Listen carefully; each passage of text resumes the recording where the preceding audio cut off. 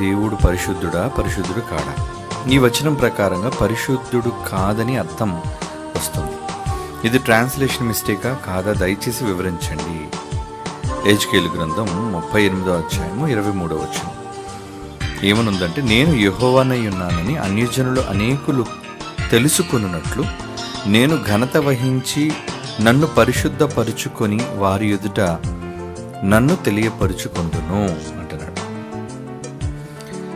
ఇక్కడ హెజ్కేలు గ్రంథంలో రాయబడిన 38:23లోని మాట. ఈ మాటను బట్టి ఇది ట్రాన్స్లేషన్ మిస్టేకా అంటే కాదు, తర్జుమా తప్పు కాదు. అంటే దేవుడు పరిశుద్ధుడా కాడా? ఆయన ఎప్పుడు పరిశుద్ధుడే. మీ పరలోకపు తండ్రి పరిశుద్ధుడు గనుక అని పరిశుద్ధుడు గనుక అని వ్రాయబడింది అంటే ఆయన పరిశుద్ధుడనే అర్థం. ఎలాగో పరిశుద్ధుడు, దేనిని బట్టి పరిశుద్ధుడు? సహజంగా పరిశుద్ధత అనేది వచ్చేది వారి యొక్క స్వభావాన్ని బట్టి, వారి యొక్క క్రియలను బట్టి, వారు చేసే పనులను బట్టి వారు పరిశుద్ధులా కారా అన్నది మనకు అర్థమవుతుంది. ఉదాహరణకి యేసుక్రీస్తు వారు తన క్రియల చేత పరిశుద్ధతను తండ్రి ఎదుట సంపాదించుకున్నారు. అలాగే ఆయన క్రియలు చేయని మనలను పరిశుద్ధులుగా చేయటం కోసం తన ప్రాణాన్ని ఇచ్చి ఆయన మనల్ని పరిశుద్ధులుగా చేశారు ఆయన. అయితే ఈ పరిశుద్ధత మనం కాపాడుకోవాలి. ఎలా? ఒక వ్యక్తి పరిశుద్ధుడు అని మనం ఎలా నిర్ధారించగలం? ఒక వ్యక్తి ఆరోగ్యవంతుడు అని నిర్ధారించడానికి పలు రకాలైన పరీక్షలు, వైద్య పరీక్షలు ఉంటాయి. రక్త పరీక్ష, మూత్ర పరీక్ష, మల పరీక్ష. ఇలా ఈ పరీక్షల ద్వారా ఆ వ్యక్తిలో ఏమైనా అనారోగ్యం చోటు చేసుకుందో లేదో అన్నది వైద్య శాస్త్రం తెలుసుకుంటుంది. మరి పరిశుద్ధత అనగానే వారు పరిశుద్ధతను సంపాదించుకోవడానికి ఏం చేస్తే పరిశుద్ధత మనకి ఆపాదించబడుతుంది? మనుషులుగా మనకి ఉన్న ఒక గొప్ప అదృష్టం, భాగ్యం ఏంటంటే క్రీస్తు మనలను పవిత్రులనుగా, పరిశుద్ధులనుగా చేశాడు. అంటే మనల్ని మనం క్రియల చేత పరిశుద్ధపరుచుకొనలేకపోతున్నాం కనుకని, అంటే క్రియలు చేసి మనం మంచివాళ్ళగా కాలేకపోతున్నాం. క్రియల ద్వారా మనం ఎవరూ మంచివాళ్ళము కాము. ఒకవేళ మనమే క్రియల ద్వారా మనలను మనం పరిశుద్ధులుగా, పవిత్రులుగా చేసుకోగలిగితే ఇంకా క్రీస్తు రక్తం ఎందుకు చెప్పండి?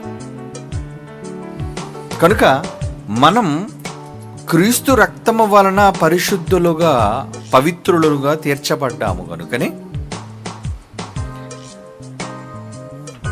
పత్రికలలో పౌలు గారు సంఘాన్ని ఆయన ఉద్దేశించినప్పుడు ఏమని రాస్తున్నారో చూడండి. కొరింథీయులకు రాసిన మొదటి పత్రిక 1వ అధ్యాయం 1వ వచనం. కొరింథీయులకు రాసిన మొదటి పత్రిక 1వ అధ్యాయం 1వ వచనం. దేవుని చిత్తము వలన యేసుక్రీస్తు యొక్క అపోస్తలుడుగా ఉండుటకు పిలువబడిన పౌలును, సహోదరుడనైన సోస్తనేసును, కొరింథులోనున్న దేవుని సంఘమునకు అనగా క్రీస్తు యేసునందు పరిశుద్ధపరచబడిన వారై, క్రీస్తు యేసునందు పరిశుద్ధపరచబడ్డాం మనం, పరిశుద్ధులుగా ఉండుటకు పిలువబడిన వారికి అంటున్నాడు. చూడండి, పరిశుద్ధులుగా ఉండుటకు పిలువబడిన వారికి. అంటే మన క్రియల చేత మనం పవిత్రులము కాలేకపోతున్నాం కనుక దేవుడే క్రీస్తు రక్తం వలన మనలను పవిత్రులనుగా చేశాడు. ఇది లోపం మనది, ఈ దోషం మనది. మనలను మనం నీతిమంతులుగా లేదా పరిశుద్ధులుగా తీర్చుకోలేకపోవటం. అంటే మన క్రియల ద్వారా మనకి పరిశుద్ధత అనేది వస్తుంది. మరి ఇప్పుడు యేసుక్రీస్తు వారు పరిశుద్ధత మనకి ఇవ్వకపోతే మనం పరిశుద్ధులం కానట్టే కదా. లేదు, పరిశుద్ధులుగా మనం మారాలి అంటే క్రియల వలన పరిశుద్ధులుగా మార్చబడాలి. క్రియల చేత పరిశుద్ధత అంటే మంచి క్రియలు చేయటం వలన, ఉత్తమమైన క్రియలను చేయటం వలన, మేలుకరమైన పనులను చేయటం వలన మనం మంచివారము అనిపించుకుంటాం. సమాజంలో ఒక వ్యక్తిని ఎప్పుడు మంచివాడు అంటాడు? ఏమండి, వాళ్ళ క్రియలను బట్టే కదా.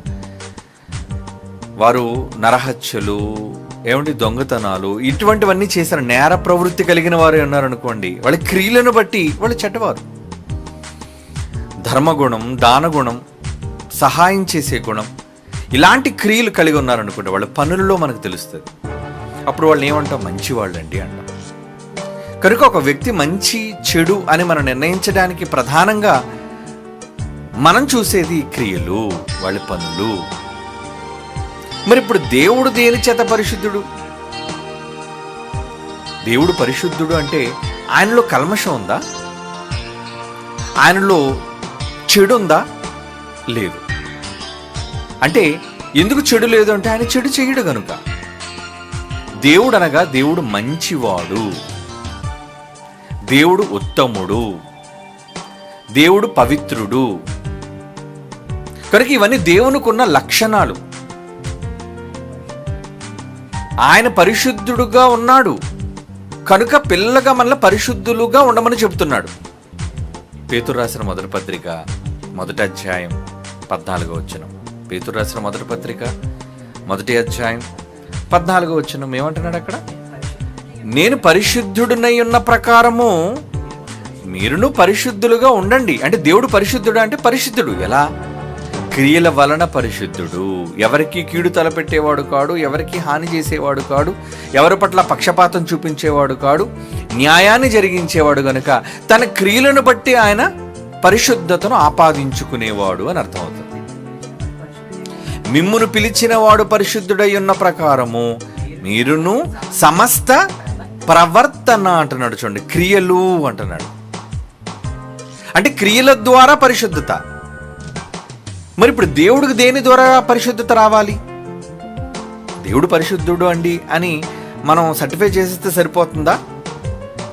ఒకరు సర్టిఫై చేస్తే దేవుడు పరిశుద్ధుడు అవడండి. ఆయన దేవుడికి కితాబ్ ఇచ్చేవాళ్ళు, దేవుడు మంచివాడని యోగ్యతా పత్రం ఇచ్చే అంత ఘనుడు ప్రపంచంలో ఎవడూ లేడు.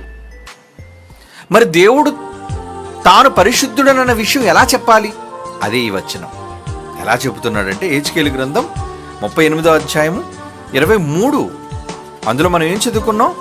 నేను యెహోవానై ఉన్నానని, అంటే నా పేరు ఉన్నవాడు కదా, నేను యెహోవాగా ఉన్నానని అన్యజనులు అనేకులు తెలుసుకున్నట్లు, అంటే బయట వాళ్ళు కూడా నా దైవత్వం, నా గుణం, నా స్వభావం తెలుసుకున్నట్లు నేను ఘనత వహించి నన్ను పరిశుద్ధపరుచుకొని వారి ఎదుట నన్ను నేను తెలియపరుచుకొందును. అంటే అప్పటికేదో ఆయన అపవిత్రుడుగా ఉన్నాడు కాబట్టి ఆయన మాలిన్యాన్ని కడుక్కొని లేదంటే మంచివాడుగా మారిపోయి తన ప్రవర్తన ఏదో వారి ఎదుట చూపిస్తాడని కాదు. ఆయన మంచివాడన్న సంగతి అన్ని జనులు ఎలా తెలుసుకుంటారు? ఆయన చేసిన క్రియలు. ఇందాక మనం అనుకున్నట్లుగా ప్రవర్తన విషయంలో, సత్క్రియల విషయంలో ఎలాగైతే ఒక మనిషి పరిశుద్ధత మనం ఆపాదిస్తామో, దేవుడు కూడా పరిశుద్ధుడు అని మనం చెప్పాలి అంటే దేవునిలో ఏం కనబడాలి? నరులకు ఏం కనబడాలి? మనుషులకి ఏం కనబడాలి? ఈయన చాలా మంచివాడండి, ఈయన చాలా పరిశుద్ధుడండి, ఎందుకంటే ఆయన క్రియలు చాలా పరిశుద్ధముగా ఉన్నాయి. మంచివాడు. ఎంత మంచివాడు అంటే లూకాసు వార్తలోనే అంటాడు ఆయన, కృతజ్ఞత లేని వారి పట్ల కూడా. లూకా రాసిన సువార్త అంటే దేవుని యొక్క స్వభావాన్ని చెబుతున్నాడు. చూడండి అక్కడ దేవుని యొక్క స్వభావం. ఎలాంటి స్వభావం? 6వ అధ్యాయమే 35వ వచనం. ఏమండి? లూకాసు వార్త 6వ అధ్యాయము 35వ వచనం. మొదటి నుంచి చదువుదాం. మీరైతే ఎట్టి వారిని గూర్చేను నిరాశ చేసుకొనక మీ శత్రువులను ప్రేమించడం. సర్వసాధారణంగా మనుషులు కొనుగోను శత్రువులను ద్వేషించడం. ఏమండి? కానీ ప్రేమించమని చెప్తున్నాడు. ఇంకా మేలు చేయుడి, మంచి చెయ్యండి అంటున్నాడు. ఇంకా అప్పుడు మీ ఫలము గొప్పదయ్యుండును. ఈ పనులన్నీ చేస్తే మీరు సర్వోన్నతుని కుమారులై యుందురు. అంటే మంచి పనులు చేయటం వల్ల మీరు పిల్లలు అవుతారు. ఆయన పరిశుద్ధుడు కనుక మీరు పరిశుద్ధులు అవ్వాలి అంటే ఆయన చేసిన మంచి పనులు మీరు కూడా చేసేవాళ్ళై ఉండాలి అని అంటున్నాడు. ఆయన ఎంత మంచివాడు అంటే కృతజ్ఞత లేని వారి ఎడలను, దుష్టుల ఎడలను ఉపకారి అయి ఉన్నాడు. సహజంగా మనిషి గుణం ఏంటంటే మనల్ని ప్రేమించే వాళ్ళకి మంచి చేస్తాం, మనల్ని ద్వేషించే వాళ్ళకి కీడు తలపెట్టాలి అనుకుంటాం, హాని చేయాలి అనుకుంటాం. కానీ దేవుడు ఎలాంటి వాడట, ఆయనకి కీడు తలపెట్టాలనుకున్న వాళ్ళ పట్ల కూడా ఏం చేస్తారటండి, దుష్టుల ఎడలను కూడా ఉపకారి అయి ఉన్నాడు, మంచిని చేసేవాడుగా ఉన్నాడటండి. ఉపకారి అయి ఉన్నాడు. కాబట్టి మీ తండ్రి కనికరము గలవాడి ఉండినట్లు మీరును కనికరము గలవారై ఉండుడి. అంటే ఈ మాటల్లో మనకి ఏం కనబడుతుంది? తండ్రి స్వభావం ఏంటా స్వభావం? మంచితనం, క్రియల ద్వారా మంచితనం. అంటే దేవుడు గొప్పవాడు అని ఇశ్రాయేలు అయితే ఎరిగిన వారండి, మా దేవుడు అని. మరి ఎరుగని అన్యజనాంగం దేవుడిని ఎలా గొప్పవాడని గుర్తించాలి? ఈరోజు యేసుప్రభును నమ్మని వాళ్ళకి యేసుప్రభు యొక్క ఘనతను మనం ఎలా చాటాలి? ఆయన ఎంత గొప్పవాడు, ఆయన ఎన్ని మంచి పనులు చేశాడు, ఆయన ఎంత త్యాగం చేశాడు, ఇది మనం చెబితేనే కదా తెలిసేది. ఇది మనం చెప్పగలుగుతున్నామంటే ఆయన చేశాడు కదా, ఆయన క్రియలలో కనబడుతుంది కదా. కనుక ఒకని ఘనత వాళ్ళ క్రియలలో కనబడుతుంది, వాళ్ళ పనుల్లో కనబడుతుంది. ఇప్పుడు దేవుడు పరిశుద్ధుడు అని ఆయన అనుకుంటే సరిపోద్దా? నేను పరిశుద్ధుడండి అని అనుకుంటే సరిపోద్దా? అనుకుంటే సరిపోద్ది. కానీ నమ్మని ప్రజలకు ఏం చేయాలి? ఆయన నేను పరిశుద్ధుడును అని ఆయన అనుకోవడం కంటే నేను ఎంత పరిశుద్ధుడునో నేను వారికి నా క్రియల ద్వారా చేసి చూపిస్తాను. అదే దుష్టుల ఎడల ఉపకారిగా ఉండటం, కనికరం లేని వారి పట్ల కనికరం చూపించటం, కృతజ్ఞత లేని వారి పట్ల కూడా ఆయన ప్రేమ కలిగి ఉండటం, ఇవన్నీ ఆయనలో ఉన్న సద్గుణాలు.